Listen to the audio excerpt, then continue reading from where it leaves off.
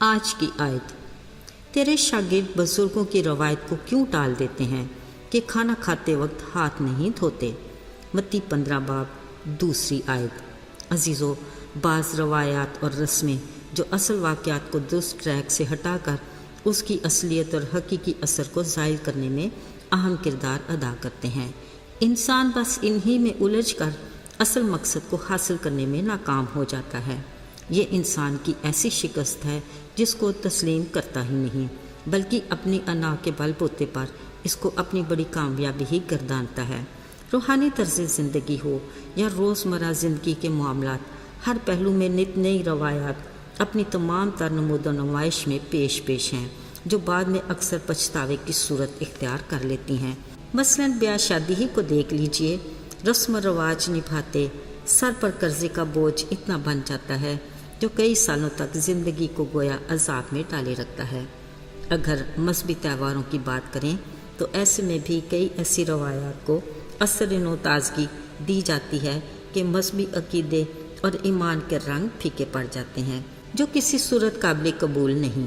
یہاں تک کہ مرگ اور جنازے پر بھی کچھ ایسی انجانی رسومات دیکھنے کو ملتی ہیں کہ حیرت ہوتی ہے۔ اصل میں روگ ہی یہ ہے کہ اگر نہ کیا تو لوگ کیا کہیں گے۔ خیر، سچ تو یہ ہے کہ دوسروں کو خوش کرتے کبھی کوئی ایک مجبوری بھی آ پڑے تو بنے بنائے رشتے دھڑام سے نیچے گر جاتے ہیں۔ عزیز و کلام مقدس میں کئی بار ذکر آیا ہے کہ یسوع مسیح کو اپنی زمینی زندگی کے دوران انہیں دنیا میں اپنے آنے کے مقصد اور تعلیم کے برعکس بہت سی روایات اور رسومات کا خیال نہ رکھنے پر مورد الزام ٹھہرایا گیا۔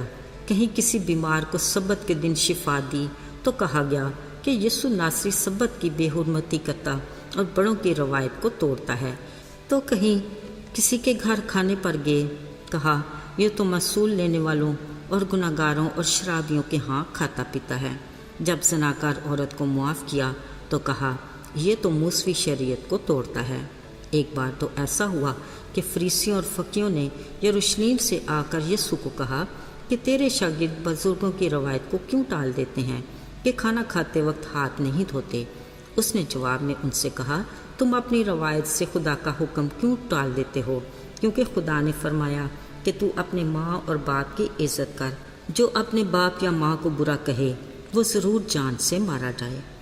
اسی طرح تم کہتے ہو کہ جس چیز سے میرے باپ یا ماں کو فائدہ پہنچ سکتا تھا وہ تو میں خدا کی نظر کر چکا، بس تم نے اپنی روایت سے خدا کے کلام کو باطل کر دیا۔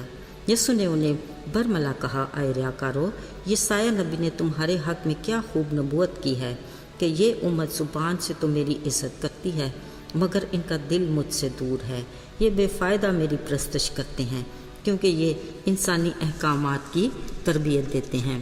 یسوع نے ان سے کہا کہ تم خدا کے حکم کو ترک کر کے آدمیوں کی روایات کو قائم رکھتے ہو۔ یوں تم خدا کے کلام کو اپنی روایات سے جو تم نے اپنی مرضی سے لوگوں کے لیے جاری کی ہیں باطل کر دیتے ہو۔ عزیزو، یہ یسوع کی طرف سے مذہبی لیڈروں کے لیے بڑی وارننگ تھی، جس سے یقیناً وہ باخبر تو تھے مگر سادہ لوگوں کے سامنے روایات کو مذہبی عقیدے اور ایمان پر ترجیح دیتے ہوئے خود کو مذہب کے ٹھیکیدار ظاہر کرتے تھے۔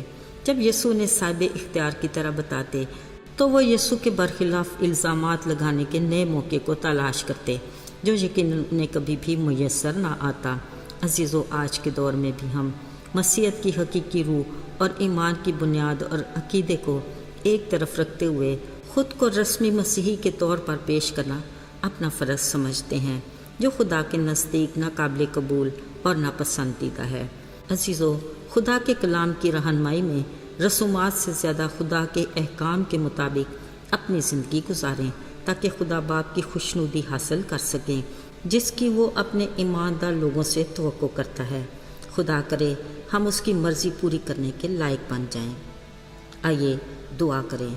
آئے خداوند لشکروں کے رب، تو جو آسمانوں اور زمینوں پر سر بلند ہے، ہم تیرے حضور عاجزی اور حلیمی کے ساتھ آتے ہیں، اپنے دل کو تیرے حضور انڈیلتے اور نیت کو تیرے سامنے رکھتے ہیں۔